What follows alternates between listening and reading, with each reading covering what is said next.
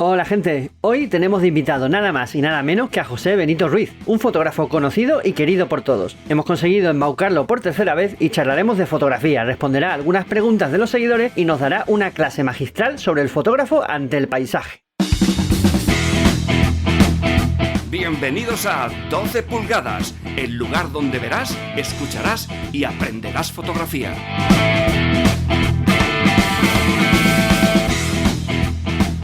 Bienvenidos a todos, otra vez aquí en Fotografía en 12 pulgadas, este programa de variedad fotográfica donde hablamos sobre todo de fotografía. Ya sabéis que todos los jueves a las 8 de la tarde estamos aquí y que luego Carlos coge todo esto, lo hace bonito y lo sube en modo podcast en todas las plataformas a la semana siguiente. Carlos, ¿qué tal? ¿Cómo estás? Es curioso que tenemos una capacidad de convicción alucinante, o José Benito es una persona que tropieza una y otra vez en la misma piedra, porque esta es la tercera vez que está aquí con nosotros. Yo creo que es al destino. Yo creo que se aburre. Yo creo que tiene la agenda vacía y se aburre y dice, voy para allá. No tengo otra cosa mejor que hacer, total. Ayer estábamos grabando en Tabarca y hoy he estado clasificando los planos, que trajimos mucho material. Y estaba pensando, digo, ostras, que no se me vaya a pasar con toda la vorágine esta del documental, que tenemos que vernos y hablar de fotos hoy con los colegas. Que ahora veremos de qué charlamos y tal con José Benito, pero bueno, antes, por si acaso alguien no conoce a José Benito, que me sorprendería, es fotógrafo de Alicante, con más de 30 años de experiencia, director de fotografía, guionista especializado en fotografía de naturaleza y conservación y paisaje. Ha escrito un montón de libros referentes en técnica y composición de fotografía, ha sido jurado, ha sido y es jurado en concursos muy prestigiosos, ha recibido muchos premios importantes, por ejemplo, Mejor Colección Wildlife Photographer o el premio Asférico también. Trabajas con agencias, tienes proyectos tan conocidos como Un año de fotografía, SOS, Paisajes de Mar, Fotourde. Tu currículum deja en pañales de cualquier persona que se dedique a la fotografía, al menos que yo conozca, ¿sabes? ¿Cómo te da tiempo a hacer tantas cosas? ¿Cómo haces tanto? He tenido muchas oportunidades, la verdad. No sé, me ha salido la cosa bien. Entré muy temprano a trabajar con una agencia, pero muy temprano me refiero a los 20 años, entonces he tenido mucho tiempo de mucho recorrido. Y luego, pues siempre he estado pensando en hacer proyectos, ya sea de rescate, como algunos de los que hemos hablado aquí en el programa, como otros de índole social, para Debra, la Asociación de Niños con Piel de Mariposa, otros como Alma Urdes también, desde la Asociación de la Recuperación de la Memoria Histórica en las Urdes. Bueno, pues ahí está, como no sé decir que no, pues vamos haciendo cosas, vamos sumando, ¿no? Y luego en la faceta de videografía, pues es que empecé muy pronto. Yo hice cine en Super 16 milímetros en documentales y luego ya pasé Betacam SX, Betacam SP y he hecho pues varias series documentales, casi siempre sobre el mar. Crónicas del Mediterráneo, una de las primeras, y luego vinieron Andalucía Submarina y España Sumergida, y eran series muy largas de 15 capítulos y vamos, pues eso, recorriendo la costa española, las islas, Baleares, Canarias, haciendo cosas. Es lo mío.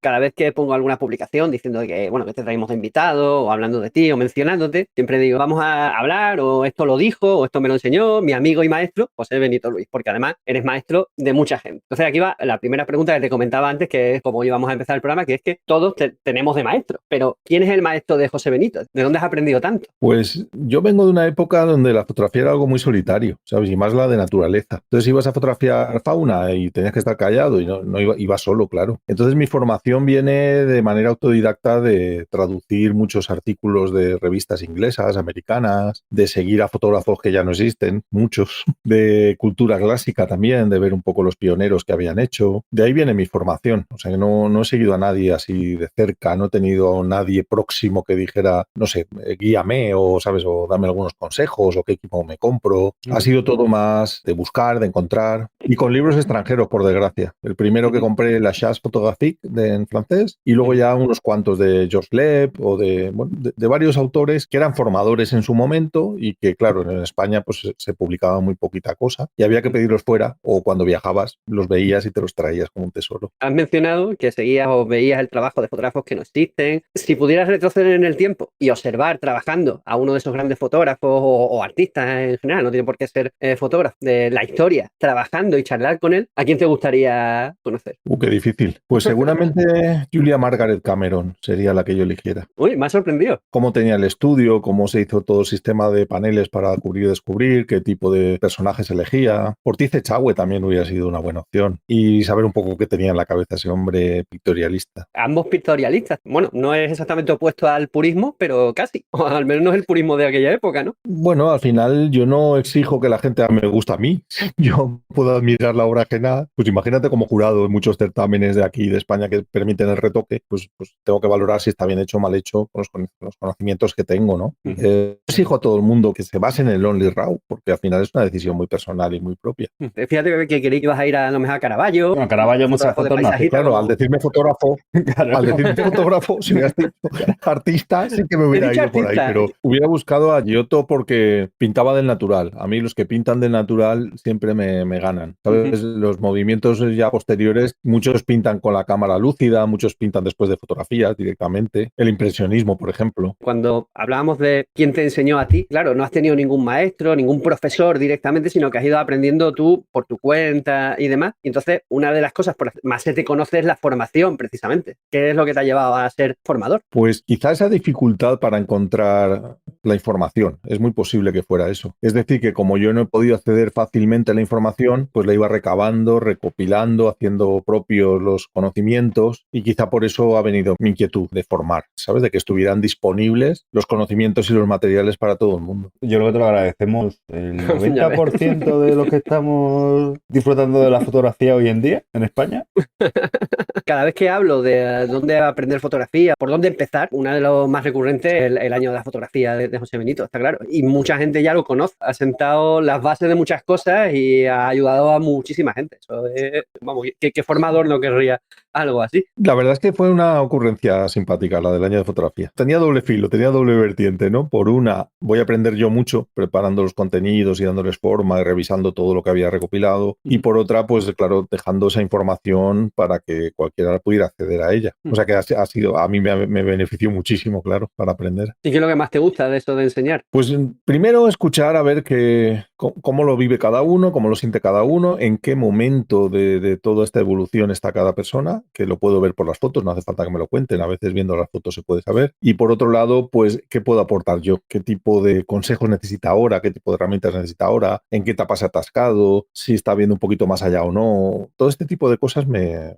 satisface bastante. Son cosas pequeñas, no grandes cosas, pero si a cada uno se lleva 2 consejillos que le facilitan su trayectoria, pues esas cosas me realizan. ¿Y hay algo que se repita en alumno tras alumno? Claro, muchas veces cuando damos cursos, clases y tal, vemos algún patrón en el tema de la formación. ¿Qué es lo que se te repite a ti una y otra vez? Todo, se lo repite todo. Es decir, yo ya sé, según en la fase que está la persona, dónde se está atascando, porque al final los pasos son comunes a muchísima gente. Entonces es muy previsible. Por ejemplo, el fotógrafo que complementa bastante bien la parte estética se convierte en un coleccionista de imágenes. Llega a una meta que pensaba que no iba a conseguir nunca y era que sus fotos tuvieran ese nivel estético y entonces se recrea en esa etapa y se puede pasar años y años haciendo lo que ya sabe, ¿no? sin mirar más allá, pensando que eso es el destino, el final del recorrido, ¿no? Luego el que empieza muchas veces y te enseña fotos, pues suele mezclar de forma muy dispar la calidad estética y emocional de la imagen. Entonces, junto a obras que dices, ostras, estas tienen un potencial tremendo, ¿no? Pues hay otras que dices, ostras, pues estas no parecen de la misma persona. O sea, intenta enseñarte todo y cuanto más mejor, y a veces lo que hace es empobrecer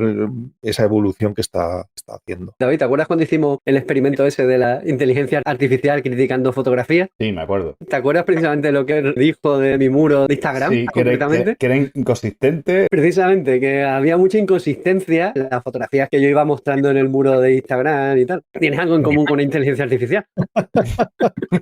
No, lo que hay que ver es eso, en qué etapa estás. Si eres una persona ecléctica, te gustan muchas cosas, te gustan muchos estilos, te gusta investigar. Pues no sé, recuerdo lo que decía también Man Ray. Decía 36 fotos exitosas en un carrete significa que el fotógrafo no ha experimentado nada nuevo. Eso no va contigo. O sea, tú tienes que probar, tienes que ver y luego tampoco te da vergüenza mostrarlo porque igual estás mostrando un camino a alguien que lo necesita, ¿sabes? Pero la vergüenza no puede ir con nosotros. No podemos tener vergüenza ni de enseñar, ni de aconsejar. Asumimos la responsabilidad, sabemos que nos podemos equivocar y lo intentamos con la mejor voluntad. Tiene que ser así. Otra de las cosas que seguro que habéis notado vosotros como formadores es que parece que por muy claro que lo digas y parece que por muy estructurada que esté la información, hay una barrera hay personas que tienen una barrera para asimilarlo. Entonces, hablas 3 veces con la misma persona de lo mismo, pero no llega a esa comprensión, por más que insistas que eso es importante. Parece que quizás es porque no es una prioridad en ese momento la fotografía para esa persona y entonces no la atiende igual que si fuera una necesidad o tuviera, no sé, tuviera un encargo, ¿no? Que tiene que atender y que le va a interesar mucho lo que le cuentes porque lo va a poner en práctica enseguida. Si no es así, pues hay como una desconexión entre toda la información que le llega a la persona y lo que es capaz de asimilar y de poner en práctica. Sí, eso me pasaba a mí mucho en el instituto.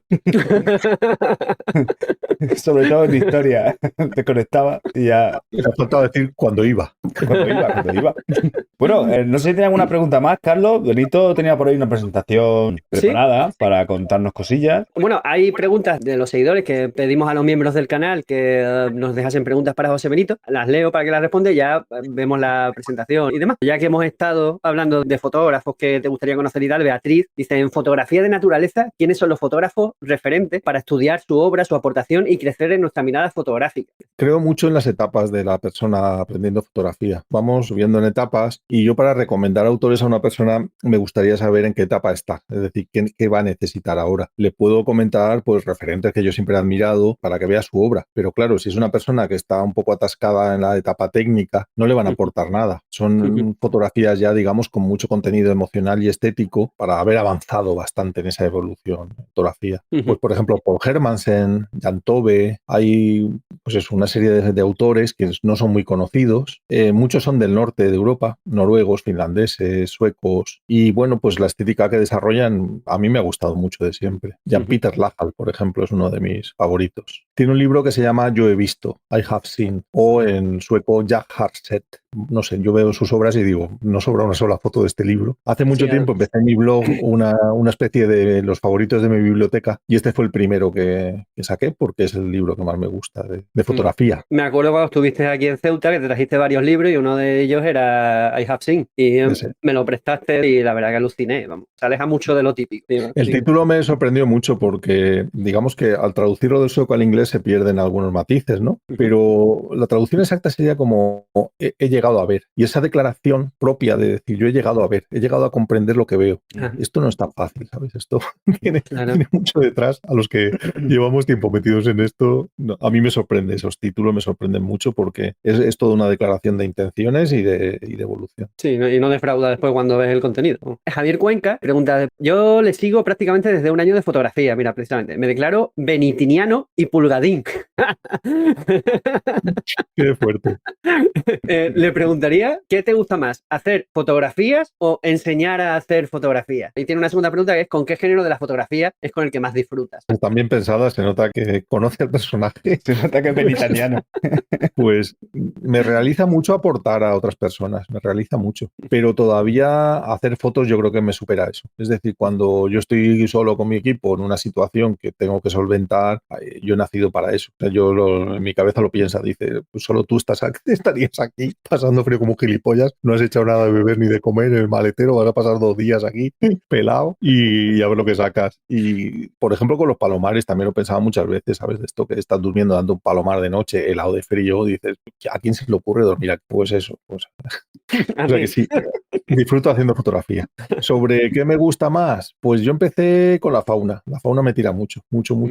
Lo que pasa es que enseguida vino el reto del paisaje. Es decir, para que una persona se llame fotógrafo, igual el reto supremo es enfrentarse al paisaje. El paisaje es el que te da la medida de lo que sabes, de lo que eres capaz de hacer, de lo que has comprendido. Con un macro, por ejemplo, hablamos de mini ambientes que puedes iluminar, que puedes, digamos, forzar una perspectiva, un fondo que queda fuera de tu alcance, pues con un teleobjetivo macro puedes alcanzarlo. Pero en el paisaje que ni puedes modificar luz, ni fondos, ni tienes que estar allí simplemente en la hora que debes estar allí, con la técnica muy bien aprendida y con el conocimiento compositivo. Para mí, digamos que es la prueba suprema del fotógrafo, es el paisaje. Bueno, mucha gente empieza a hacer fotografía haciendo paisajes, precisamente. Es decir, que estamos construyendo la casa por el tejado, entonces. Claro, sí. Lo he visto muchas veces. Es decir, he visto muchos amigos que dicen, me he ido a Corte Inglés así en caliente y me he comprado un equipo. ¿Y qué te has comprado? Pues un 16 milímetros y una reflex. Un 16 milímetros, un objetivo inclusivo con un ángulo de visión salvaje que mete todo el planeta dentro de tus fotos. Es que a mí me gusta la foto de angular. Pues bueno, pues nada, pues... Ponte a controlar elementos. Eso es. Pero si no sabes ordenar 2 200, enfréntate a 200. Pues es lo que nos pasa, que a veces empezamos la casa por el tejado. Yo no digo que no se deba empezar por el paisaje. Es posible empezar con el paisaje, pero ¿de qué manera vamos a afrontar el paisaje? Porque de la misma forma que con la fauna intentamos ir de lo simple a lo complejo, en el paisaje sería interesante esa evolución también. Comprender cómo vamos avanzando en lo complejo. Si nos enfrentamos sin herramientas a lo complejo, pues casi siempre se produce una frustración que puede ser más o menos fuerte, que nos produce un rechazo de, yo pensaba que era fácil esto, que era apretar un botón. Apretar un botón cámara, parte de la cosa. Ahí es cuando las cámaras acaban en un cajón. ¿Y la fotografía de calle? ¿Qué te parece? O sea, ¿tú has practicado fotografía de calle? Como mínimo, fotografía de viaje te he visto hacer. Y de calle también, sí. Por ejemplo, cuando voy de juez de jurado a Italia, que tiene tantas iglesias y tantos vericuetos, o en Venecia, por ejemplo, pues me llevo una cámara pequeñita y voy haciendo mis fotos de calle. Sí, la he practicado y me gusta. Sí. Pero me acuerdo cuando por primera vez te escuché hablar de los tipos de lenguaje en fotografía, el lenguaje compositivo y el lenguaje fotográfico. Es fotográfico, eso, sí lo llaman, no salía el nombre. Sí. Es casi opuesto, ¿no? Sí, se puede mezclar. Lo bueno de esos lenguajes es que se pueden mezclar en una medida muy personal. Entonces, la fotografía, digamos, de momento, de acción, de lenguaje puramente fotográfico, lo único que intenta es asegurar un resultado de algo que es irrepetible. Eso se puede combinar con el lenguaje compositivo en cierta medida que tú o tu cabeza lo entiende. Es decir, a eso que es apretar el botón, pues puedes buscar nivelación, puedes disparar en el momento adecuado, que hay un buen esquema tonal. Bueno, no es fácil, pero al final apretar el botón lo puedes apretar muy mal cuando tienes un encuadre horrible con la tapa puesta, o puedes apretar cuando dices esto es sublime y solo tengo que hacer un clic para captarlo. Bueno, y la tercera pregunta que teníamos aquí anotada de miembros del canal dice, ante todo, un saludo al maestro de maestros, José María Palacio, por cierto, quien hace la pregunta. Dice, en una ocasión le oí hablar de que utiliza los filtros degradados al revés y me gustaría saber si es posible que lo cuente, cuándo y por qué lo hace. Gracias de antemano y un saludo. Vale, pues a ver, tengo aquí el portafiltros y para utilizar un filtro hay varias formas. Normalmente, si es un filtro degradado, están pensados para oscurecer la parte superior del encuadre. Por ejemplo, en un día nublado, donde el cielo está muy clarito, pues metemos el filtro hasta aquí abajo y por arriba también se puede sobresalir un poquito y digamos que la parte teñida, la parte que nos va a rebajar luz en el cielo, ocupa pues una porción del filtro. Esta es la forma más convencional de utilizarlo. Pero ahora nos vamos a un paisaje de nieve con un cielo muy azul y resulta que lo que me está dando el aviso de sobreexposición es la nieve, no el cielo. Entonces es la nieve la que quiero rebajar para controlar el contraste que esté del rango dinámico de mi cámara en esa escena. ¿Qué hago entonces? Pues o si tengo el filtro ya de forma convencional le doy la vuelta, lo giro porque esto gira, o bien lo meto al revés, simplemente lo meto al revés con la parte teñida aquí abajo para que toda esa parte de nieve pues quede más rebajada, más subexpuesta con respecto, digamos, a la toma, no subexpuesta en sí, sino rebajada de luz para que no sea, digamos, el factor limitante de la exposición. Es una forma de expandir el rango dinámico de una cámara y claro, pues yo cuando usaba estas técnicas, las cámaras no tenían 14 EVs de rango dinámico, tenían 9, 8 y era interesante conocer estas técnicas. Y luego hay otra forma que es utilizar el borde del filtro a línea de horizonte, es decir que lo meteríamos al revés y la parte de arriba del filtro la vamos a colocar en la línea del horizonte. Todo lo de arriba es el filtro con su degradado y todo esto que no utilizamos y el bordecito es el que ajustamos con mucho cuidado al horizonte y solo rebajamos del horizonte hacia arriba ese degradado. Estas son las formas en las que yo suelo usar más a menudo los filtros utilizando el portafiltros. Esa última manera que has explicado sería como un filtro inverso, ¿no? No. Degradado inverso. No. Pero no porque es el borde. utilizando uno degradado. Pero eso me refiero, ¿el efecto es similar a un filtro degradado inverso? Sí, es como un inverso de línea. En vez de un inverso de franja, vale. Es toda una franja la que actúa. Cuando tienes un horizonte sin hitos, igual lo que te interesa es que sea una línea ajustada a la línea del horizonte. Y en ese caso, pues eso, no hay nada más preciso para la línea que otra línea. Dejar el filtro al revés. Claro, así no mancha las zonas, ¿no? En efecto, así no se mete, no hace esa gradación que es más o menos ancha según se tiña el filtro. Más que esas dos técnicas que acabas de mencionar, me llamó mucha atención cuando te escuché hablar de que movías el filtro mientras estaba realizando la exposición y había ocasiones en las que quitabas el filtro. Sí, son varias cosas. Una es que si el efecto del filtro en una exposición larga, imagínate que está 2 minutos el filtro, se nota demasiado, es decir, ves que ha restado demasiada luz y que no queda natural la toma, pues no sé, cuando llevas 40 o 50 segundos lo puedes extraer y y ver que si necesita más o menos tiempo de rebaje para esa zona en concreto. Otra de las formas es, bueno, con el filtro inverso, que sabes que es una franja como muy sólida, ir desplazándola a varios puntos, ir moviéndola a varios puntos, a 3 puntos, por ejemplo, y luego extraerlo si es necesario. Y luego hay una más que mientras haces todo esto, con otro puedes ir tapando zonas alrededor del hito, ¿sabes? Para ir rebajando, como hacíamos en la ampliadora en blanco y negro, para ir tapando luces con un filtro que va quitando. Y todo esto se puede hacer también con una black card en vez de con un filtro. Lo que pasa que es más difícil de utilizar porque la opacidad de una tarjeta negra es del 100%. La de un filtro pues rebaja un porcentaje pequeño de luz. Con la black card sería segundos de tapado, ya significa que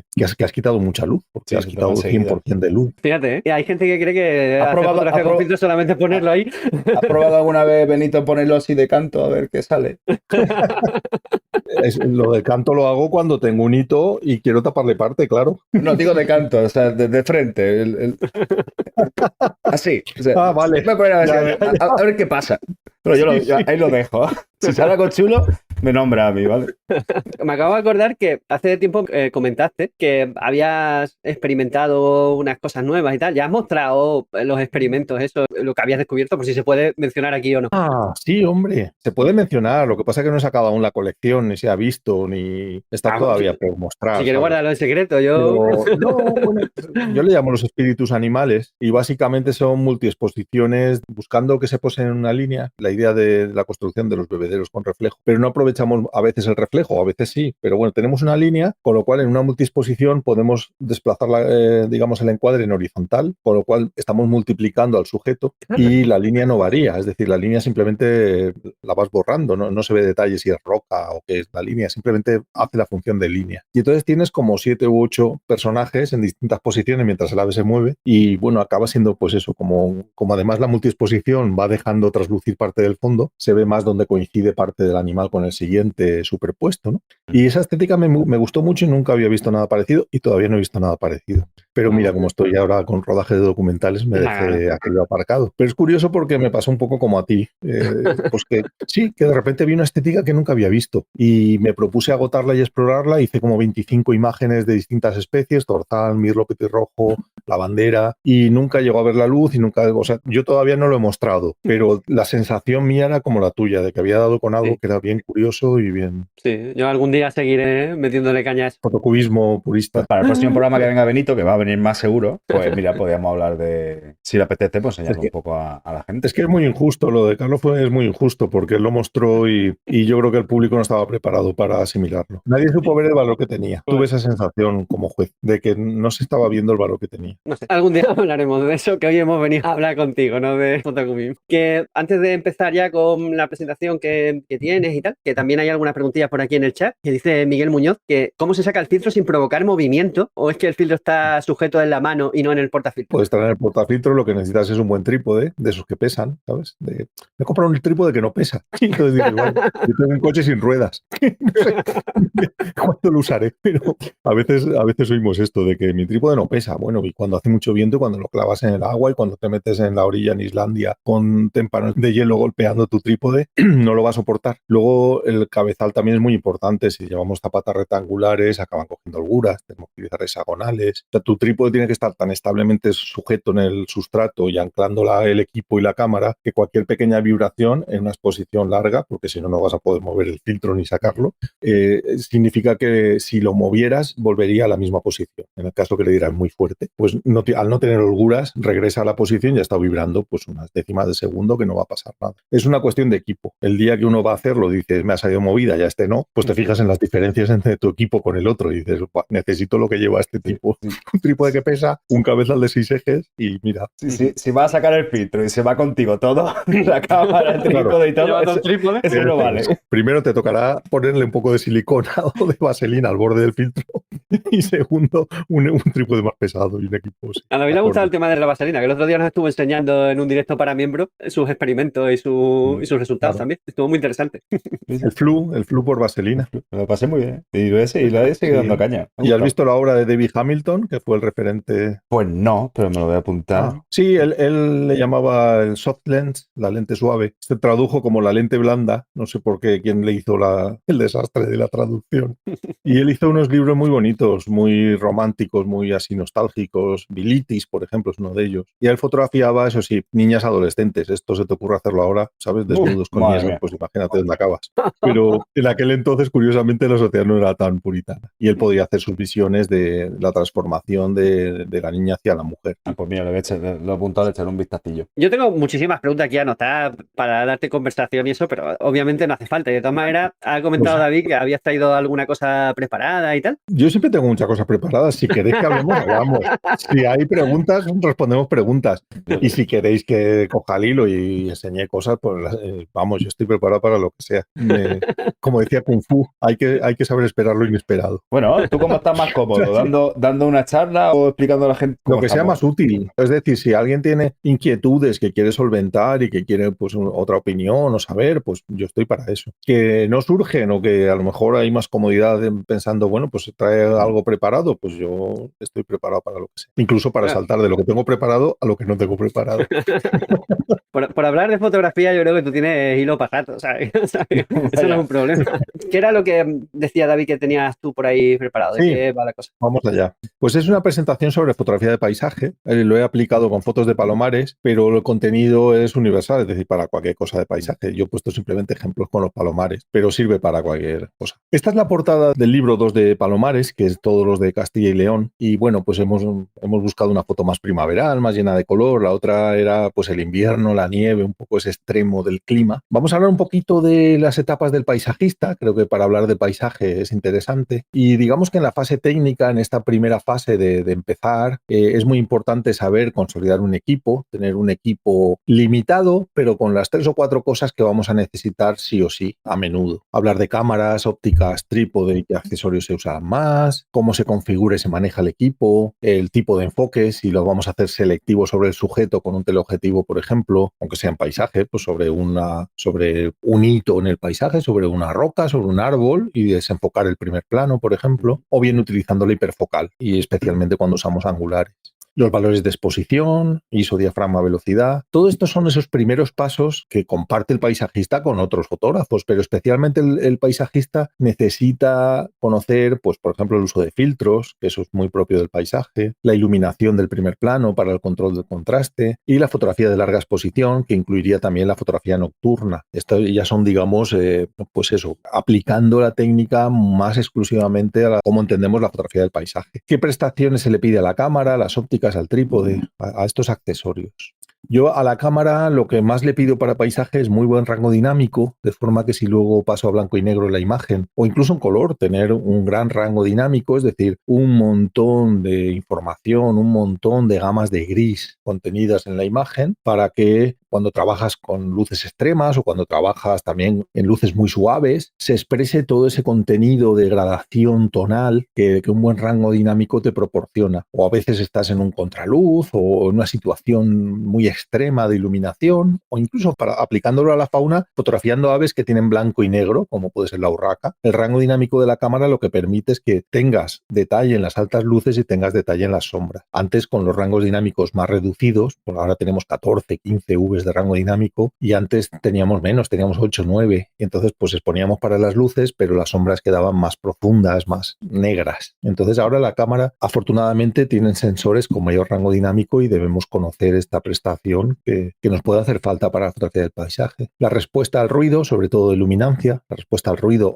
al incrementar ISO, es un valor que yo siempre he tenido muy en cuenta y que me ha venido muy bien cuando he ido a fotografiar auroras boreales o, digo, hace muchos años, o cuando he ido a fotografiar Vía Láctea. Tener una cámara hace 14 y 15 años que podía utilizar ISO 20000 sin problema y luego enviarlas a las agencias y que las admitieran, pues era muy interesante. Tenía que renunciar, eso sí, a la carrera de los megapíxeles, que entonces se llevaba mucho, ¿sabes? Que parecía que a ver quién tiene más megapíxeles en su cámara. Todavía resuena de vez en cuando, ¿eh? Sí. Sí, todavía hay quien se quedó anclado, ¿no?, en eso.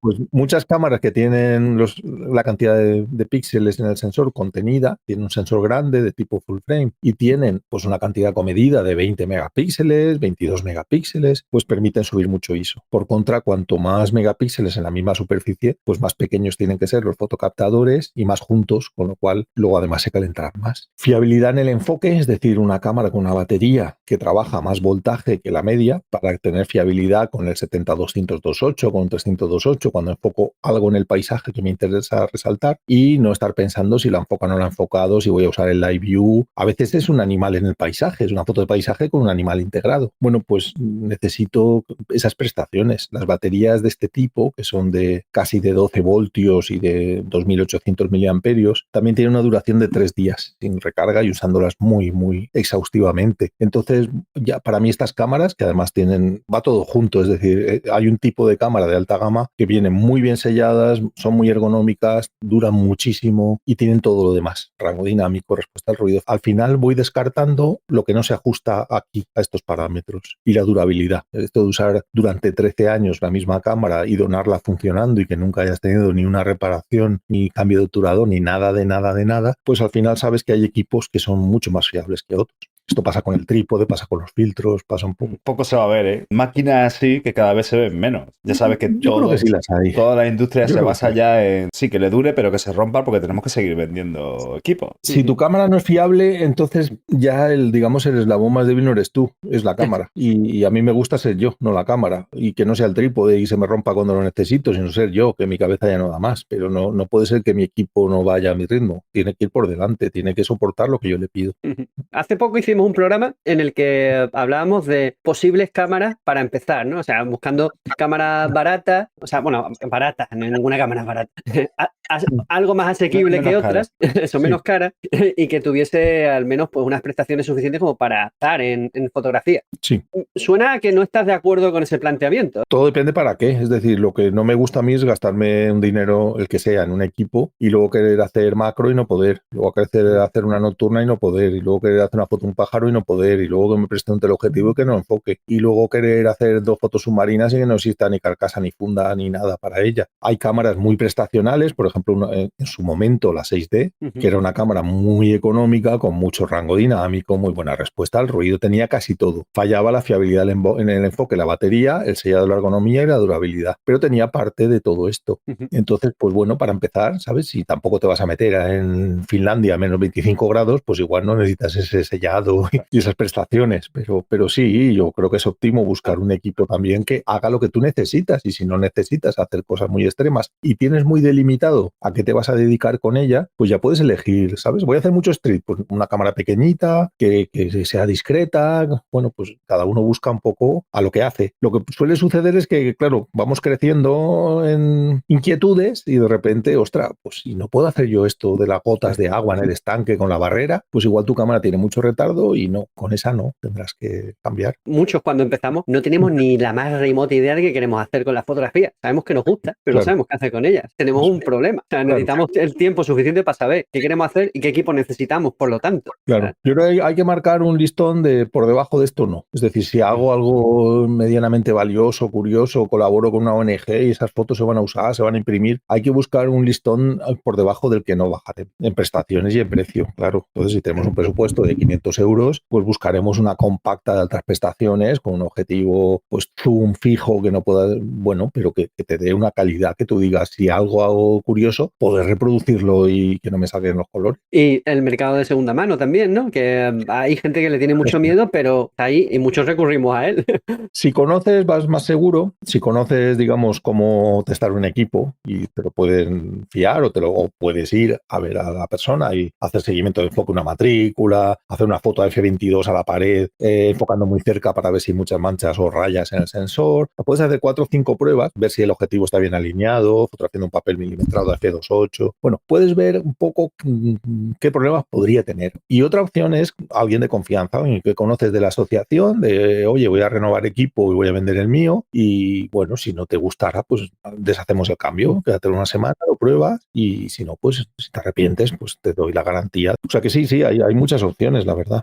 Bueno, aquí tenemos un poco todos esos, lo que hemos estado hablando, para verlo ahí. Entonces, en el rango dinámico es un poco lo que he contado, la gama de grises, que el sensor es capaz de de captar entre el blanco y el negro con detalle, va a dar pues eso, gradaciones más ricas. Si contrastamos la imagen, vamos a tener, no vamos a tener peinado de histograma ni vamos a tener bandas en el cielo. O sea, tenemos más información cuanto más rango dinámico es capaz de captar la cámara y estará mejor solucionado eso es transición. Bueno, hoy en día, desde luego, es fácil superar los 12 Vs de rango dinámico, es fácil adquirir un equipo económico que supere esos 12 Vs de rango dinámico y, bueno, pues las cámaras así de alta gama, pues entre 14,8, 15 Vs, algunas incluso. Y luego para blanco y negro, pues claro, si nos gusta el blanco y negro y nos gusta ver riqueza tonal, pues importante desde luego. Una de las cosas que tenemos que comprender en fotografía es que nuestro ojo humano excede las posibilidades de un sensor o de una cámara. Entonces, claro, nosotros vemos 24 EV, somos capaces de ver en un contraluz lo que tenemos, digamos,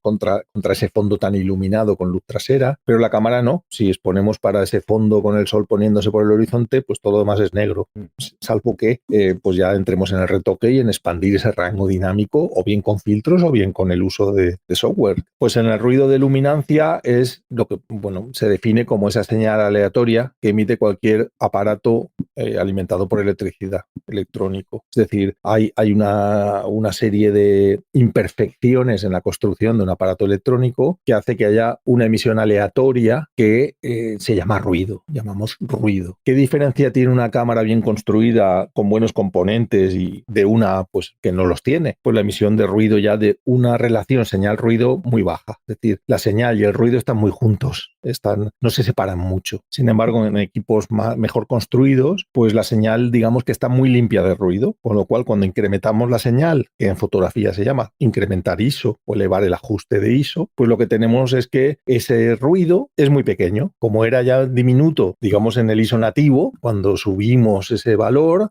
tenemos que en ISO 20000 todavía, digamos que el ruido es algo comedido en esa señal. Entonces es muy interesante adquirir una cámara con baja cantidad de ruido en la señal, es decir, una señal lo más limpia posible. Y luego hay otro tipo de ruido que es el de crominancia, que depende de la temperatura del sensor y claro, aquí se puede minimizar eligiendo en qué días fotografiamos, por ejemplo, fotografía nocturna. Si vamos a hacer fotografía nocturna de larga exposición, de 15, 20 minutos por foto, en verano, en una noche de verano de estas tórridas, con 30 grados, pues claro, ese calor que se genera en la cámara no se va a disipar, porque el cuerpo está muy caliente también. Si salimos a 3 grados bajo cero, a hacer nocturnas, ya la cámara ya va cogiendo frío y cuando el sensor se va calentando se va disipando con el cuerpo de aleación de la cámara. Entonces, el ruido de crominancia viene de la temperatura, del calentamiento. No creo que uses las ampliaciones esas de ISO y demás que dan algunas cámaras. No sé si la tuya siquiera lo tendrá. Lo tiene, pero está deshabilitado. De hecho, yo lo primero que hago cuando adquiero un equipo, hace poco, como digo, doné mi 1DX y adquirí uno 1DX Mark III, que digo hace poco, pero hará 2 años ya o 3, vete a saber. Pues lo primero que hice es, y esto ISO 20000 dará igual de bien que daba la otra. Y claro, pues alguna noche lo pruebo. Y para saber si va bien, salgo una noche de invierno, para que el factor crominancia, para que el factor de calentamiento del sensor no se sume al ruido de luminancia. ¿Cuáles son las primeras pruebas que tú le haces a una cámara cuando la pillas nueva? Justo lo que estamos hablando. ¿Qué rango dinámico tiene? ¿Cómo muestra el rango tonal? Que además es una información que conoces antes de comprarla. Pero me gusta probarla. Y luego el ISO. ¿Cuál es el límite de ISO al que puedo ir? Por ejemplo, otro factor muy importante para mí, para la alta velocidad y el fototrampeo, es el retardo del obturador, retardo de obturación. Es decir, cuánto tarda la cámara en activarse, en disparar, cuando tú tocas el botón. Pues eso, que sea muy pocos milisegundos. Hay algunas que son 300, 400 milisegundos, la mía son 25. Eso en el vuelo de un ave son pues como 12 centímetros a toda velocidad un ave. Entonces, si pasa por un haz infrarrojo, sabes que un poquito después, dejando un margencito muy pequeño, captas al ave en acción. Son datos, son cosas que yo sí practico y que me son muy útiles. De hecho, ese es el factor que te echa para atrás a la hora de adquirir las sin espejo, ¿no? Las mirrorless. No, ya he mejorado bastante eso. A mí lo que me echa para atrás es que en los últimos viajes hemos ido 4 fotógrafos con cámaras sin espejo y uno que soy yo con espejo y bueno, al final ves el resultado y a mí no me compensa cambiarme. Es decir, mi cámara dispara la primera y capta nítidas las imágenes que también captan otras o se han perdido la mitad de fotos según qué equipo sea. Digamos que todavía están experimentando. Si los sensores ya de las mirrorless mirrorless trabajaran en frío, yo me cambiaría las mirrorless. Es la misma tecnología, solo ha cambiado que te dicen que va a detectar un ojo de un ave en vuelo, que a veces sí y a veces no. Cuando es que no, te acuerdas del fabricante y de lo que has pagado. Cuando es que sí, te da mucha alegría porque no sabes si hubiera sido tú capaz de captarlo. Pero a mí me es muy curioso porque la 1DX que yo llevaba del año 2011, ¿no? más el 428 de los años 1985-86, que salieron estos objetivos, el 500F4.5, el 428, pues dan el mismo resultado que de una mirrorless sabiendo usarlas. Entonces, ¿para qué quiero yo cambiarme a mirrorless? Si dijeras que pueden subir más ISO, o que son más fiables, o que hacen cosas que la mía no hace, pero a día de hoy es de las más rápidas en el retardo, vamos, de las más rápidas, de las que menos retardo tienen. De hecho, por firmware le puedes acortar el retardo de obturación para que sea todavía más breve. Bueno, no lo he necesitado. Yo compro lo que necesito. ¿Sabes los vídeos que hacen todos en los embajadores? Los embajadores. Buscan vídeos de cámara y todos tienen un vídeo con la cámara sin objetivo y enseñando nada más las ráfagas. O sea, como no tienen otra cosa más excepcional que una ráfaga de 80 fotos por segundo. Que es lo mismo que puedes hacer tú con espejo haciendo un vídeo. Lo mismo. Un vídeo sin comprimir en 5K, sacas fotogramas de 5000 píxeles a una razón de 120 por segundo. Pues no sé qué. Ya te digo, yo no tengo ningún aliciente, no hacen nada que. Luego dicen que pesan menos y depende. Tú coges una R3 o coges una Z9 y dices, pues no sé, ¿qué pesa menos esto? 80 gramos, 100 gramos, ¿sabes? El espejo no pesa tanto. Y de todas maneras, aunque hagas 110 disparos por segundo, si lo has hecho medio segundo tarde, el pájaro ya no está en el cuadre. Bueno, pero tienes el Pro Capture que te guarda las 10 que ha captado sin que tú te enteraras o las X segundos. ¿Qué sucede? Pues que te acostumbras a anticiparte. Si eres un fotógrafo de naturaleza y llevas ya años, ya te sabes cuándo tienes que disparar. No necesito que nadie lo haga por mí. Ya disparo yo antes, gracias. Porque cuando vas a disparar a veces acaba la batería porque está captando y borrando, captando y borrando, captando y borrando hasta que tú dices ahora. Y ahora lo mejor es, oiga, pues me ha pillado a medias aquí llenando la tarjeta. Bueno, no sé, cada uno compra lo que necesita, lo que le venden, lo que le llama la atención, ¿sabes? También tengo amigos que me han dicho, oye, yo soy muy tecnológico, han sacado la cosa esta, tío, yo lo quiero probar y soy feliz con esto y para adelante. Claro, luego no maldigas cuando estés a mi lado haciendo fotos y digas, la tuya no está nítida, ¿no? Sí, todas las 14. ¿Y cómo puede ser? Pues no lo sé, tío, llama a Canon o a quien sea, ¿sabes? De tu marca y que te lo expliquen. Es que dicen que siempre sigue el ojo y tú te lo has creído, porque también dicen que es la mejor y no sabes que no. Luego está un perfil de persona que me hace mucha gracia, ¿sabes? Que como es lo que se ha comprado es lo mejor. No, pero mi móvil es el mejor. Claro. Y entonces dice, entonces no tiene ningún problema. No, ninguno. Y no coge motas en el sensor. No, tampoco. Y siempre enfoca. Sí, siempre. Y claro, pues al rato viene su amigo y se sabe toda la verdad. Manuel Pala me ha preguntado cómo va el testeo de equipos sin espejo y de los objetivos nuevos, tipo 150-600, que estaba dándole caña. Yo creo que con la cámara ya contesta. Lo tengo por aquí el artículo, lo puedo encontrar fácil. Es muy largo y no he tenido ni tiempo ni nada de subir a mi web. Bueno, vale. El caso es que lo tengo aquí el artículo. Es súper extenso y he mirado cientos de objetivos, por reportes de los usuarios de qué están fallando las Sony, por qué el 200-500 está cogiendo hongos dentro, por qué las Zetas no enfocaban las aves blancas de Nikon, por qué está pasando lo que está pasando con las mirrorless. Y es que no es una tecnología estabilizada, ¿sabes? Teníamos un sistema de enfoque de objetivos EF y de objetivos autofoco desarrollado durante 40 años que había llegado a su pico de estabilidad. Sabías que te compraba y enfocaba. Y esto, pues no, están ahí, venga a pelear de a ver si pesa menos, a ver si enfoca más rápido, a ver si es total. Dicen que falla mucho con esto, parece que con lo otro no sé qué. Métele un banco de más reconocimiento de ojos, de reptiles, de no sé qué. No sé, al final ¿lo haces tú o lo hace la cámara? ¿Tú qué prefieres? Pues yo si me tengo que equivocar, ya me equivocaré yo, ¿sabes? No estaba aprendiendo para que se equivocara la cámara. Ahora, si no sabes nada, igual te compensa que lo haga la cámara. Y decir, pues no investigo más ni que lo haga ella. Y siempre estoy a gusto de maldecir y de tomar una patadeta. ¿Ese artículo lo has publicado? No, es súper extenso. Es que no cabe en ningún sitio. No cabe en ninguna biblioteca. Es horrible, te lo digo yo. Es horrible. Joder, pues sería súper interesante. Sacarlo en fascículo. Pues unos 200 objetivos, un montón de cámaras que me han ido prestando, que proban los cursos, que habla con los usuarios, pero esto tiene de Word, creo que son 1040 páginas. Y luego las fotos. No, es infumable, eso no se puede subir en ningún sitio. O sea, al final lo tengo ahí aparcado, como además mi vida no da de sí. Es decir, que ahora estoy con los documentales submarinos, luego de los palomares, todavía no acabo una cosa, ya me han caído 3. Pues llega un momento que me satura. Pero lo tengo muy bien preparado de hecho analizo pues esos retardos, rangos dinámicos. Eso lo que pasa que como los fabricantes han parado la evolución de las cámaras con espejo, pues claro, llegará un momento que se desactualizarán, es decir, que podrás subir mucho más ISO con una cámara sin espejo y podrás hacer una serie de cosas pues que la otra no la están desarrollando, con lo cual el futuro es ese, el que camine hacia el futuro tiene que explorar eso. Pero ahora mismo, yo que sabes, ya tengo una edad y sé usar el equipo, no me voy a pasar una cosa para hacer experimentos, ni que los hagan conmigo, ni hacerlos yo con otros. ¿Sabes qué me estoy oliendo? Que no van a seguir desarrollando por ese sitio, sino por el de la inteligencia artificial, que ahora incluso ha salido una nueva tecnología que resuelve el RAW, ¿sabes? Te arregla el RAW. Claro. Si no pueden mejorarlo físicamente, tendrán que recurrir a ese tipo de cosas, que no sé hasta cuándo. Claro, y será por voz, dirás, quítame todos los cables de este encuadre. Y te quitará todos los cables del encuadre, sí. Por ejemplo, mi cámara de vídeo ahora mismo, con la que estoy haciendo el documental submarino, detecta sujetos. Es decir, que hay 5 peces y ella coge uno, que yo digo, pues mira, el más feo, hija, el gusto más deteriorado que tiene. Claro, o el más común, ¿sabes? Ahí a lo mejor aparece un peto de estos de un color inusual y 5 bladas. Pues no, oiga, déjeme que ya lo hago yo. Bueno, pues hablar un poco también de esto de la ergonomía y el sellado de estas cámaras, que ya te digo, pues las de gama media, sean mirrorless o no, pues no vienen igual de preparadas, no tiene el mismo sellado la R6 que la Z6 que la Z9 de Nikon, por hablar de Nikon, por ejemplo. Entonces, ¿qué es la ergonomía y el sellado? Pues si te llueve con la cámara, si estás trabajando a menos 20 grados en una nevada, si estás en una tormenta en el desierto del Sáhara, que yo he estado allí con fotógrafos y han dicho, yo no saco el equipo, se me va a llenar de mierda. Y yo les he dicho, pues yo sé que tengo 2 juntas tóricas en cada uno de los botones que yo aprieto y que está súper bien sellada al polvo, a la humedad, al agua. Se me puede caer al agua al río, sacarla y no va a pasar nada.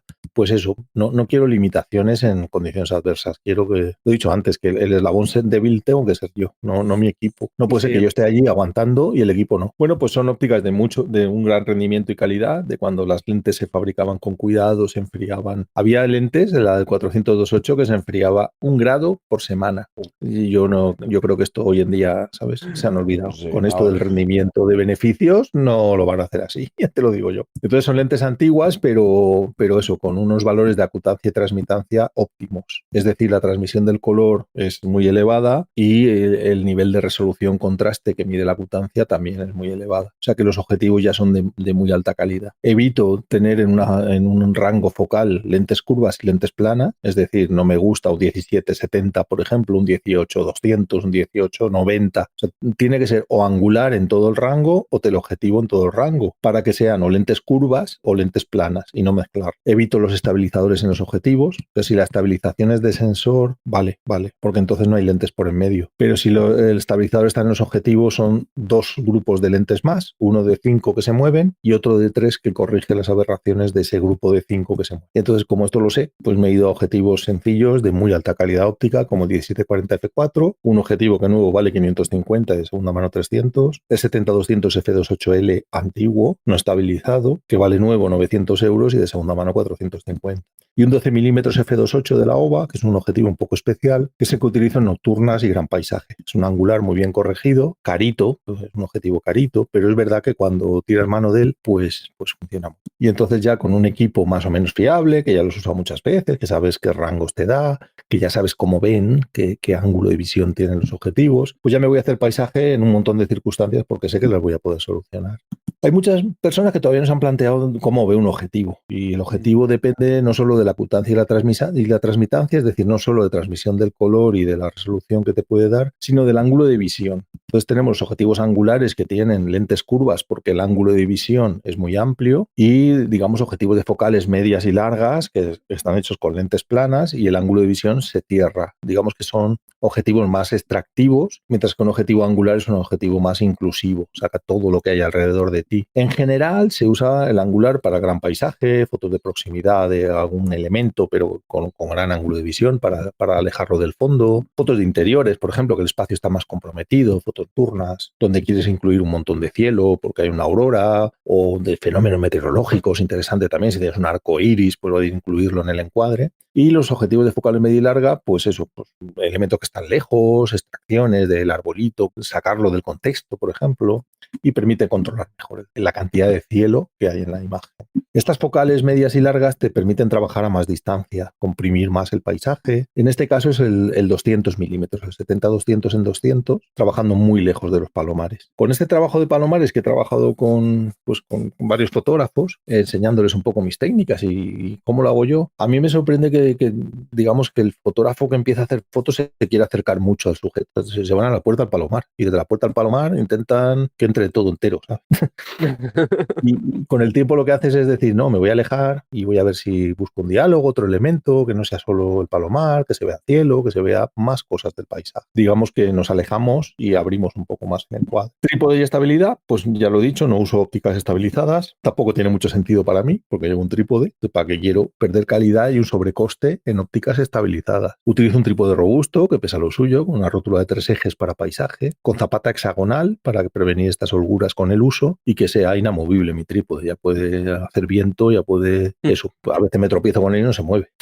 Entonces, en estos, los palomares, especialmente los interiores, que hay muy poca luz, ahí si voy sin trípode, pues tengo la baza de poder subir ISO, tengo objetivos bastante luminosos para hacer estas fotos, y si llevo el trípode, pues claro, pongo el trípode y bajo ISO. El cable disparador, uno de estos baratos, reforzado, le he puesto un refuerzo para que no se rompa por donde se suelen romper. Mira, porque han preguntado, Sí, te pregunta Javi BV, ¿qué consejos puedes dar para sacar fotos más nítidas? Más nítidas, pues mira, con respecto a esos conceptos que hemos visto de acutancia y transmitancia, si queremos incrementar la acutancia, lo que debemos hacer es diafragmar más, si es posible. Es decir, si estamos, imagínate que estamos en un estudio haciendo retratos con un fondo lejano o cercano, pero un fondo negro que no tiene detalle. En vez de disparar a F4, pues podemos disparar a F11. Cuanto más diafragmamos, más trabaja, más digamos, forma la imagen en el plano focal, la parte más central del objetivo. Y es la parte más corregida, más recta, incluso en los angulares. Entonces, diafragmando, ajustando un diafragma elevado, sin llegar al límite para que no haya difracción, pero si nuestro objetivo es F32, pues F22, F18, F16, estamos sacando más nitidez. También es verdad que estamos empeorando la transmitancia. La transmisión del color depende de la superficie de cristal que forma la imagen en el plano focal, de cuánta objetivo, de cuánta lente está formando la imagen en el plano focal. Por eso a F2.8, es decir, a F4, a diafragmas muy abiertos, se produce más transmisión del color porque actúa más superficie de lente. Entonces estaríamos, digamos,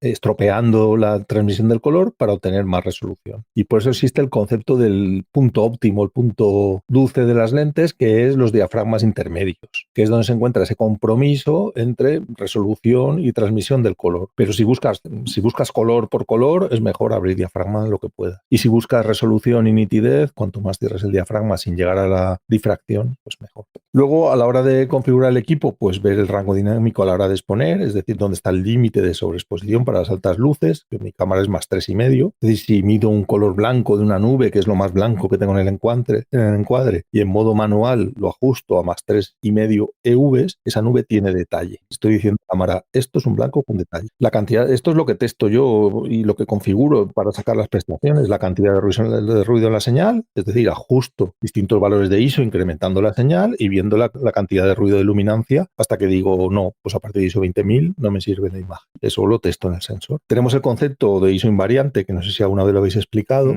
Por encima. No, no sin entenderlo mucho. Pues mira, para alguno de los cursos que estoy dando he puesto unos gráficos ahí de distintas cámaras de mucho uso y en realidad pues la aplicación es muy corta. Ahora mismo la mayoría de cámaras tienen un comportamiento bastante lineal y aunque subexpongas la foto 2 o 3 EVs, no tienen mucho más rango dinámico. Entonces, al final, la cantidad de ruido cuando aclaras la foto es la correspondiente a haber expuesto bien y rango dinámico no ganas porque es un comportamiento muy lineal. Las cámaras antiguas, sin embargo, la 1DX tenía más sentido que la 1DX Mark III hacer esto, porque hay un salto muy grande de ISO 4000 a ISO 10.000, por ejemplo, hay un salto muy grande en rango dinámico. Entonces, valía la pena subexponer, luego aclarabas la foto de esos EVs correspondientes y tenías el ruido correspondiente a haber expuesto bien con el ajuste de ISO mayor, pero con más rango dinámico de haber expuesto con un ISO menor. O sea que es un tema de rango dinámico, básicamente. Una vez me me comentaron diciendo que el derecheo del histograma ya no era necesario con el tema del ISO invariante, precisamente. No, no es necesario porque si tu cámara tienes que ver cómo se comporta, cuántos ISOs nativos tienen, que ahora pueden tener 2 o más. Pues tienes que ver un poco el comportamiento de tu sensor. Entonces, una Olympus nueva es muy lineal, una Sony nueva es muy lineal. Entonces dices, ¿para qué subes poner si el rango dinámico es el mismo? Pues más trabajo de aclarar la foto, ¿no? No sé, al final el ruido vas a tener el del ISO final, como si lo hubieras puesto bien. Y el rango dinámico no está ganando nada, ¿para qué lo hacemos? Claro. O sea que en la práctica, pues bueno, sabes, si sabes que tu cámara empeora mucho, ¿sabes? Del salto del ISO 4000 al ISO, que voy a decirte yo, 12000, que lo vas a usar esta noche, o del ISO, vamos a poner más razonable, del ISO 800 al ISO 4000, pues es mejor que dispares al ISO 800 y luego tendrás el ruido del ISO 2000, pero tendrás el rango dinámico del ISO 400, que es mayor si en tu sensor se comporta así. O sea, tienes que ver tu sensor, tu modelo de cámara, cómo se comporta con respecto al ISO invariante. ¿Hay alguna prueba en concreto que se pueda hacer? Sí, hay varios artículos. Si tú pones ISO invariante o lo pones en inglés, a mí me gusta buscar varias fuentes y contrastar. Sí, en tu fotos lo explica súper bien. Vale. Y puedes buscar tu modelo de cámara entre montones, y ver un poco qué tal va ahí. Vale, lo pondré en la descripción del podcast después. Sobre la configuración del equipo, pues básicamente desactivar el disparo sin tarjeta porque viene activado de fábrica, es decir, prevenir que me vaya a hacer fotos sin la tarjeta ya que yo dispare y no las esté guardando. El aviso sonoro a mí me gusta tenerlo en off. Hay gente que se cree que si pita ha enfocado. No, puede pitar y no enfocar, y si no pita puede haber enfocado. De hecho, mi cámara enfoca siempre, pite o no pite. Entonces, ¿para qué quiero ir avisando a todo el mundo que estoy haciendo fotos? Tiempo de revisión yo lo dejo en retención, es decir, que hago una foto, imagínate una nocturna de 10 minutos y no tengo que darle al play porque me desaparece a los 15 segundos. Se queda ahí para que yo la vea, la evalúe y cuando toque cualquier botón desaparece. La retícula del visor, yo me activo 6x4 líneas para la nivelación rápida, haga fauna o haga paisaje. El estilo de imagen, cuanto más neutro mejor, cuanto más parámetros a cero mejor, porque el histograma se parecerá más al del RAW. El espacio de color yo lo pongo en Adobe RGB, aunque solo actuará en el caso del JPG, porque ya sabéis que el RAW elegimos luego en el programa de procesado, digamos, el perfil de salida. Debe ser Adobe RGB si queremos imprimir la imagen con un perfil bien implantado. La calidad de imagen, pues el RAW, y si vas a usar JPG, pues la calidad máxima te recomendaría. Activar el aviso de sobreexposición de altas luces, de cuando visualizas la foto que has hecho, pues te parpadean las zonas que han quedado sobreexpuestas, como un aviso de cuando estás aprendiendo a exponer que te has equivocado. A veces las cámaras permiten ampliar el ajuste de ISO no solo hacia arriba, sino hacia abajo, que es lo interesante. Bajar a ISO 50 y poder prolongar más la exposición. Desactivar el procesado de ruido, porque es una receta que te recomienda la cámara y lo puedes hacer después y entonces no te interrumpe la ráfaga. Hay prestaciones que no te las corta. Y balance de blancos manual. Exponemos mejor, es decir, si le das ya el color que va a llevar definitivo, el histograma es más fiel. Y aprendemos a utilizar, ¿no? Has mencionado el RAW y el JPG, pero no el RAW comprimido, ¿no es una opción para ti? ¿Para qué lo voy a comprimir? No sé, si me dijeran, tienes que fotografiar con esta tarjeta de 2 GB. Pues bueno, pero si caben en mis tarjetas, ¿sabes? No sé. Y llevo tarjetas suficientes, ¿para qué lo voy a comprimir? Que hay por ahí una pelea, según lo hemos enterado yo, entre gente que dicen que es mejor hacer fotos en RAW comprimido y encima se gasta menos tarjeta. Bueno, pues que sigan peleándose, yo no sé. Sí. Igual es que se les hace felices el argumentar y discutir y yo qué sé. Yo no le veo, me tienen que dar un argumento de mucho peso y ese no es de mucho peso para mí. Podríamos disparar en JPG, ¿sabes? Afinando mucho la exposición y todo y sabiendo hacer bien, dejaríamos un JPG muy acabado de cámara. Pero, ¿para qué? Sí, de hecho, uno de los programas últimos que hicimos, comparábamos el RAW con el JPG y con el RAW comprimido. Siempre en calidad final ganaba el RAW, lógicamente. Y el JPG era el más cruel con los errores que cometiese, o sea que no tenía sentido si sabías que podías fallar. Y el RAW comprimido pues tampoco suponía una mejora en cuanto a almacenamiento tal como para perder la calidad, aunque sea poca, que pierde. No sé. Claro, cambiar un protocolo tiene que haber un argumento de peso o porque has aprendido así. Si has aprendido así, pues bueno, pues ya tienes una justificación, ya que lo has hecho así, te ha ido bien, pues vale. Yo, como siempre he disparado al RAW y nunca he tenido problemas de decir, solo tengo una tarjeta, pues bueno, entonces sí pensaría que hago. Pero al final a cada uno le vendrá bien un formato, que por eso existen, y su flujo de trabajo irá mejor con uno o con otro. Si dijeras, pues el RAW comprimido tira a la ráfaga 3 fotos más, y si las necesitas en ese momento, pues es un argumento. Si no está el argumento, ¿para qué lo vamos a hacer? Pasa un poco como el ISO invariante en muchas cámaras, que su sensor no denota ese comportamiento de ir perdiendo mucho rango dinámico conforme subes ISO. Manejo del equipo, pues una mochila de calidad, limpia, resistente, con funda de lluvia, que permita atar el trípode sólidamente, acostumbrarse a tapar el ocular del visor para que no entre luz cuando se desgaste la esponja aislante del visor del ocular, claro, en cámaras con espejo, claro, estamos hablando, si no, no tiene sentido. Acostumbrarse también en la conservación del equipo, bueno, creo que lo diré después, pero cuando la guardas durante una semana, si sales solo a hacer fotos el fin de semana, quitar las baterías alarga mucho la vida del sensor porque estás eliminando la energía estática. Igual que el que tiene lentes antiguas, ¿sabes? Estas lentes que tienen diafragma manual, guardarlo siempre a diafragma cerrado, F22, que estén las laminillas bien expuestas y que no críen hongo en medio, que estén estiradas y tengan mejor ventilación. Abrir bien el trípode, clavarlo en el sustrato si hace falta, si hace viento, clavarlo en la arena, clavarlo en el barro, clavarlo en el agua, meterlo en el agua y bien sujeto, bien anclado. Si estoy haciendo paisaje y tengo tiempo, pues utilizo el Live View para enfocar, aplico la lupa, enfoco con cuidadito, no me fío del autoenfoque y siempre listo para el uso. Yo llevo mi mochila así, con todo preparado para el momento. No llevo dobles fundas ni triples fundas, va todo pues muy a mano para usar. Tener el protocolo de llego a casa, cargo baterías, limpio las lentes, descargo las tarjetas y mañana está todo preparado para hacer fotos. Y luego también quien no se ha acostumbrado a hacer fotos sin trípode y no tiene esa estabilidad que tienes que tener para poder disparar con el equipo y no tener que forzar velocidades más altas de lo necesario. Aprender la tabla hiperfocal o llevarla impresa o llevarla en una aplicación en el móvil. Esto sería, por ejemplo, para aprender cómo se usa, pues aquí tenemos, imagínate que tenemos un 22 milímetros o un 24 milímetros o un 50, la focal que queráis. Vamos a coger esta porque es un número bastante redondo. Un 22 milímetros a f4, si pongo la marca de enfoque a 4,06 metros, desde 2 hasta infinito estará nítido todo. Es decir, que esta es la marca de enfoque, que si tu objetivo tiene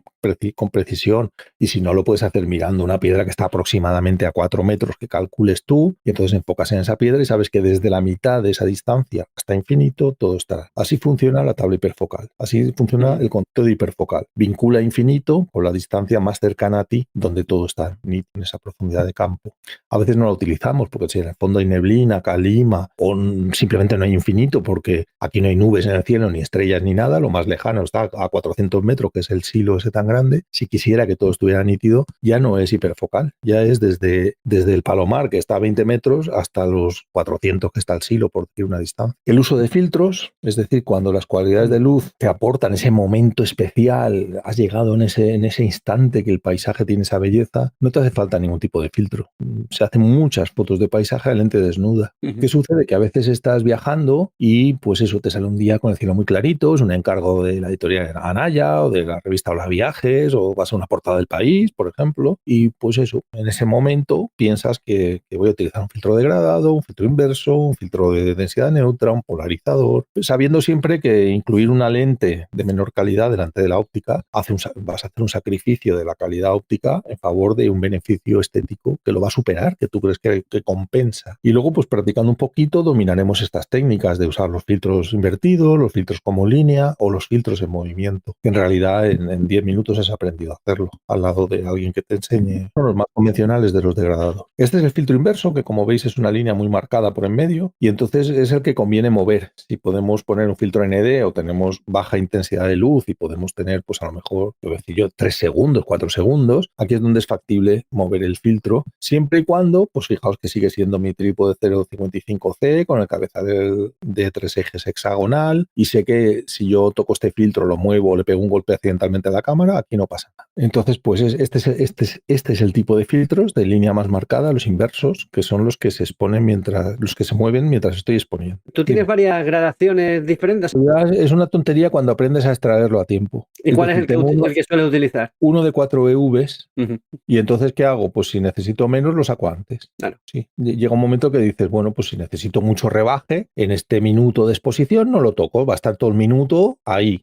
¿Se nota mucho el efecto? Pues lo voy a mover un poquito arriba, un poquito abajo, voy a diluir su efecto, pero va a estar todo el minuto pues por ahí, en distintas posiciones. O bien, ostra, qué oscura ha quedado la franja esta, no hace falta rebajarle tanto. Pues a los 8 segundos, 10 segundos lo extraigo, miro, eran 14, pues lo meto otra vez, repito, 14 segundos, lo extraigo. Entonces, en realidad solo necesitas uno que te rebaje lo más posible por si acaso hay una situación de alto nivel de intensidad de luz. O puedes recurrir a la tarjeta negra, al Black Card o el móvil si no brilla mucho. Tapas la parte del encuadre, es más estricto en su uso porque, claro, te rebaja trabaja al 100% de luz, el filtro te quitaba una porción de luz, una fracción, aquí es el 100%. Entonces puede estar muy poquito tiempo y también moviéndolo para que no te haga una banda negra, si no deseas que sea una banda negra. Si el horizonte tiene un hito, pues igual te interesa moverlo alrededor del hito y no dejarlo quieto, tapando el hito y oscureciéndolo.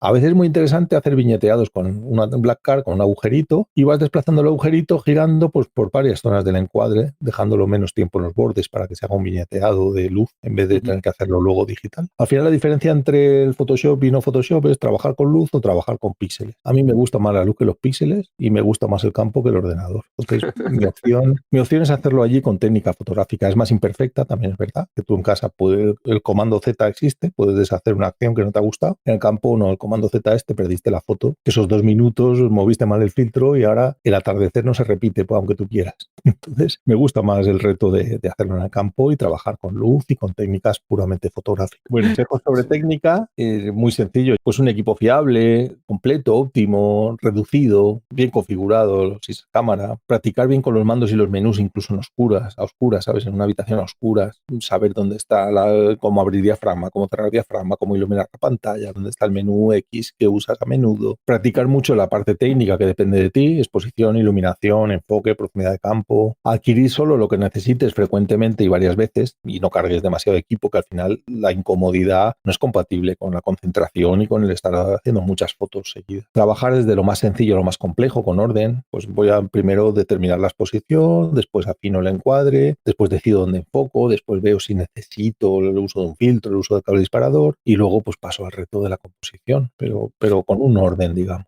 De la composición has dicho que lo recomendable es de menos a más. Y nos lo has dicho antes de los objetivos, de lo difícil que es manejar un objetivo como el que tú tienes de 12 o 14 milímetros. Sí. ¿Crees que alguien que esté empezando a hacer fotografía de paisaje le convendría quizás empezar utilizando teleobjetivos más que grandes angulares? Si no teleobjetivos como tales, objetivos de focal media, pues no sé, un 60 o 70 o 80 milímetros para hacer paisaje, suele ser más sencillo componer con ellos.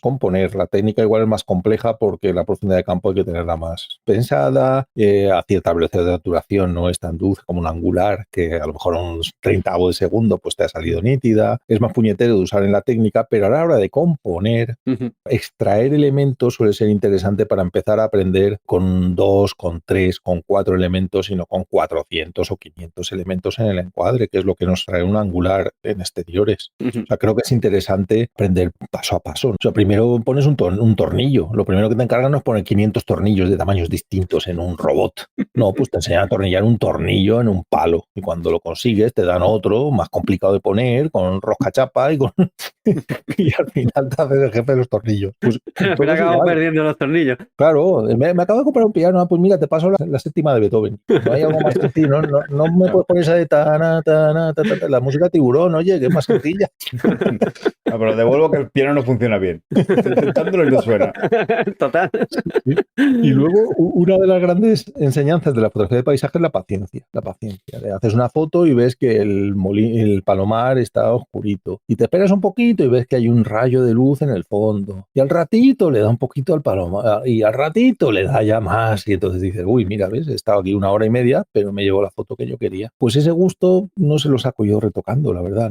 No entiendo cómo... No es estar allí. Todo lo que no sea estar allí, a mí no me acaba de ser, por lo que sea. Nada, que es la esencia de la fotografía. A la esencia de la fotografía, hay muchas esencias de la fotografía, ¿vale? Pero una vez leí una cosa que me resultaba muy interesante, y es que la fotografía, si la tomamos como una disciplina artística, para quienes entendemos la fotografía como una disciplina artística más, Ya más que admitido que es nada. mucha gente lo discute. Y además, discusiones largas he tenido yo con ese tema.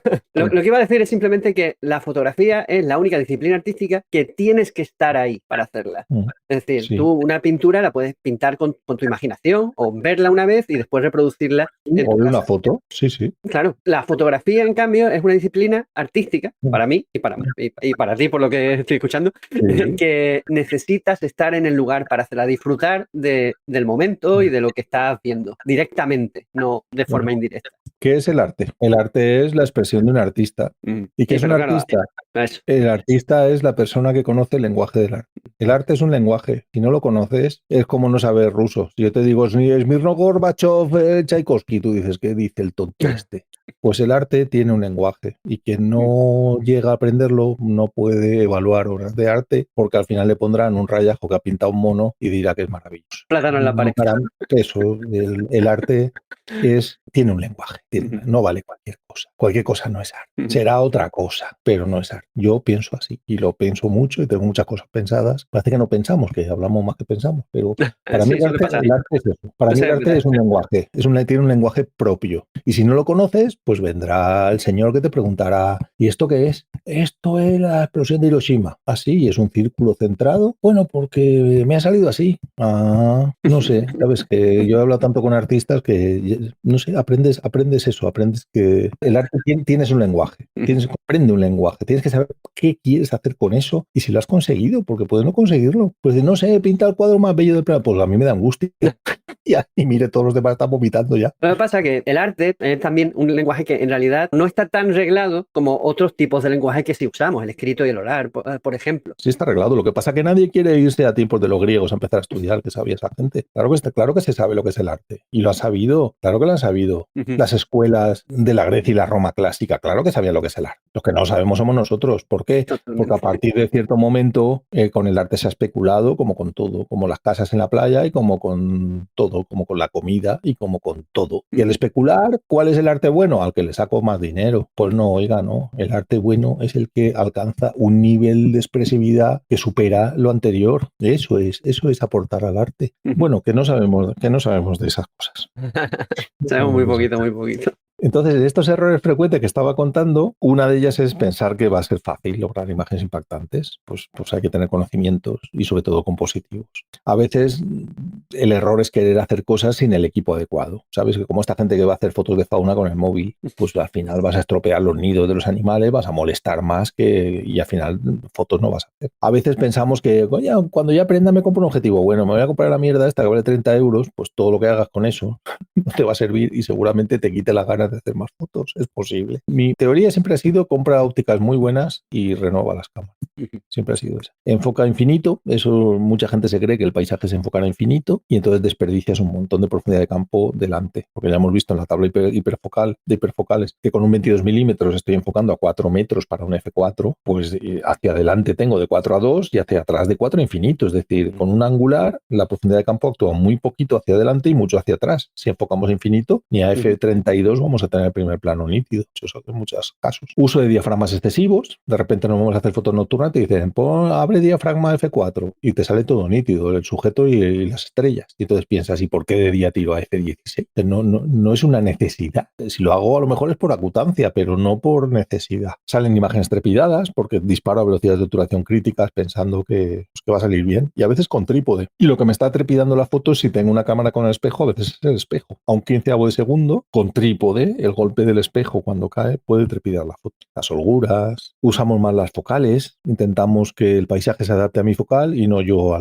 o mi focal al paisaje. Contrastes excesivos, voy a fotografiar, pues eso, voy a hacer una foto de mi novia contra luz en el paisaje, pues al final sale una persona negra ahí, si no la ilumino, o pues estoy en una situación que esté del rango dinámico del sensor. Bueno, pues esto, una serie de consejos de en qué nos solemos equivocar. Y una de ellas, desde luego, es elegir el punto de vista óptimo del paisaje y saber esperar a que llegue la luz, el momento en el que, pues este suelo que está medio peladito, que no me aporta mucho, pues llega a las sombras, llega el atardecer y luego voy a hacer la foto nocturna porque no hay luz aquí. En este pueblo no hay farolas, no hay luces parásitas. Puedo hacer el palomar y la iglesia de noche. Pues ya tengo el encuadre bastante refinado. Vale, y acabamos aquí ya, que es la fotografía, al final es concentrar en ese todo, en ese concepto holístico, pues todo lo que sabemos, todo lo que sentimos, todo lo que hemos estudiado, todo lo que nos ha llamado la atención, y lo que buscamos de forma consciente. Para mí, las grandes lecciones vienen del arte clásico, de esa gente que sí sabía lo que era el arte, y es lo que intento aplicar de forma compositiva y emocional. Es decir, la fase técnica que hemos explicado ahora es, digamos, el cimiento. Después va a venir la segunda etapa del paisajista, que es la fase compositiva o estética, que te va a permitir identificar dónde te pones para obtener ese punto de vista óptimo donde el paisaje cobra su dimensión, su importancia, su orden, que responde a tu interés estético. Aquí nos basamos en los elementos de la composición, la sintaxis visual, en las fuerzas de expresión y el impacto visual, las bondades de la composición, los niveles de expresión, las proporciones y acabamos, que ahora sí que acabo ya, la fase emocional. Es decir, ya pasa la fase estética, llega la fase emocional. Ahora quiero transmitir emociones, sentirlas yo, saber lo que es el concepto de momento y de mensaje, encontrar ese botón que conmuta dentro de ti la parte emocional más activa, más irracional, de la parte racional, de la parte cerebral que controla los procesos de una forma más lógica. Pues ya puedo dejar. Eso es mi rollo. Tu rollo, dice. De rollo nada. Este rollo, dice. Madre mía.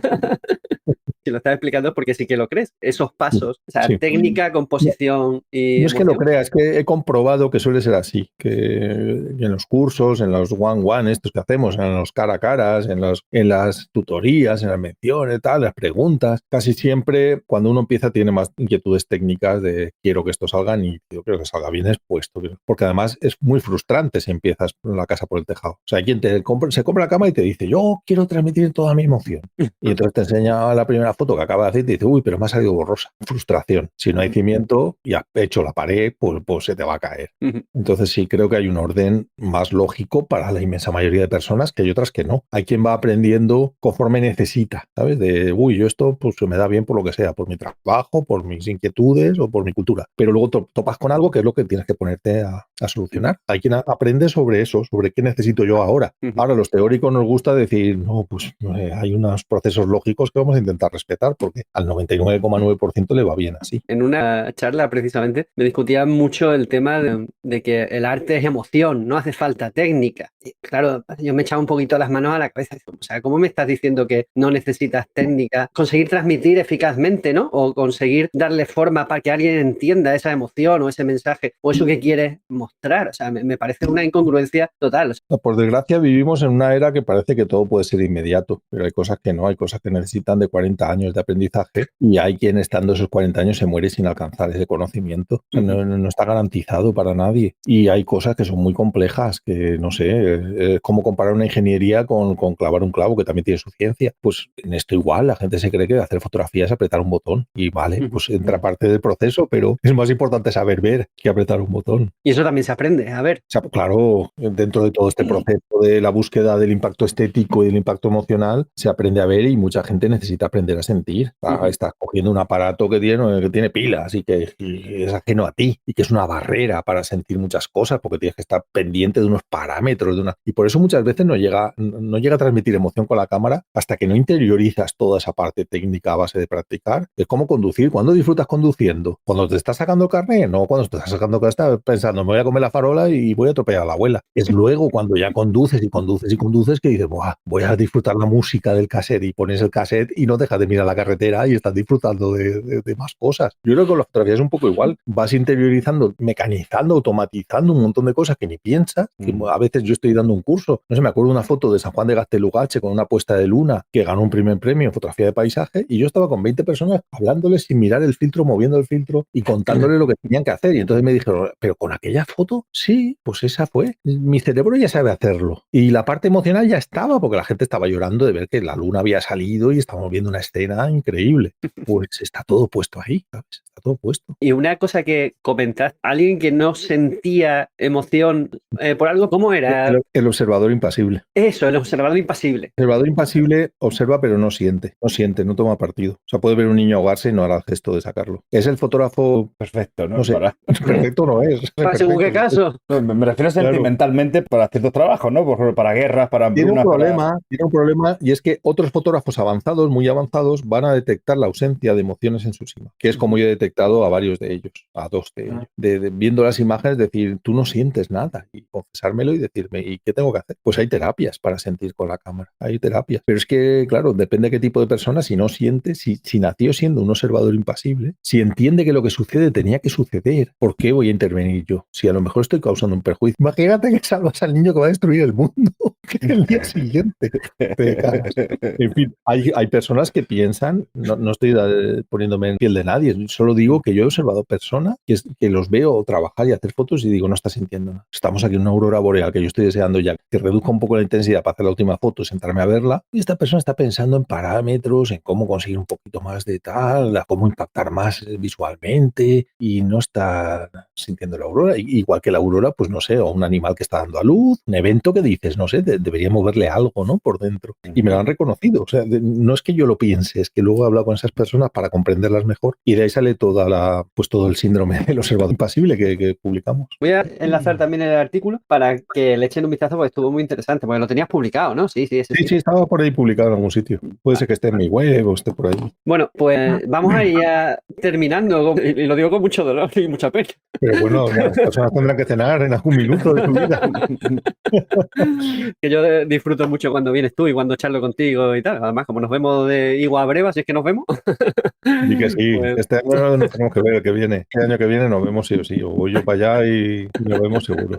Bueno, pues hay una cosa que ha salido ya en preventa, el libro 2 de Palomares Singulares, que las fotos que hemos visto, de hecho, ¿son de este libro o son del primero? Son de del segundo libro, ¿no? Sí, eso ya tenemos la preventa lanzada hace algún tiempo, se han vendido bastantes ejemplares en preventa y ahí estamos en la promoción. El enlace lo colocaré también en la descripción del vídeo para quien esté interesado a ver esas fotos y muchas más, y muchos datos interesantes sobre el tema de los palomares singulares, que también invito a escuchar el programa que hicimos hablando precisamente de ese proyecto, ¿vale? Y a ver si se animan a comprarlo, porque desde luego yo tengo el primero y es un libro bastante más interesante de lo que en realidad esperaba. Cuando dices palomares singulares, a lo mejor no es un tema que te suene como muy atractivo y tal, pero después te pones a ojear el libro, a leer un poco, todo. Es más interesante de lo que parecía en un principio. Y nada, bueno, recordarle a todo el mundo, ¿vale? Que esto es un programa que se emite en directo todos los jueves a las 8. Traemos invitados tan interesantes como José Benito, o casi. Y después, una semana más tarde, se emite en formato podcast una versión un poquito más reducida. Sobre todo, quitamos las equivocaciones de David. El invitado nunca se equivoca. Y yo, a veces, nada más. Y yo siempre. Y nada, si os gustan estos contenidos, sabéis, compartirlo en vuestras redes sociales para ayudarnos a llegar a más gente, votad con likes y corazoncitos y estrellitas en las diferentes plataformas. Y si os quedáis con ganas de más, pues está la membresía, que por 3 o 5 euros tenéis más contenido exclusivo y encima precios especiales en mis cursos, que por cierto, voy a empezar en breve ya uno de composición. Me quedan 10 días para... Sí, enseña los tercios, enseña qué más es, todo eso. A tirar las fotos borrosas. Que la fotografía no es un arte, todo este tipo de cosas que son interesantes, esas son las que enseño yo. Nada más, José Benito, muchas gracias por habernos acompañado y compartido un poquito de toda tu sabiduría. Hasta la próxima, que no tardaremos mucho. Igual, no sé, se nos ocurre en mes y medio decir, vamos a hablar de otra cosa interesante. Esta es tu casa también. Muy agradecido, la verdad es que lo pasamos muy bien. Pues nada, chicos, paséis buen fin de semana. Muchas gracias, Benito, por estar otra vez con nosotros. Ya sabes que esta es tu casa, que disfrutéis de las fotografías sobre todo y nada. Buenas noches a todos. Bueno, nos vamos viendo por ahí. Adiós. Hasta la próxima. Chao.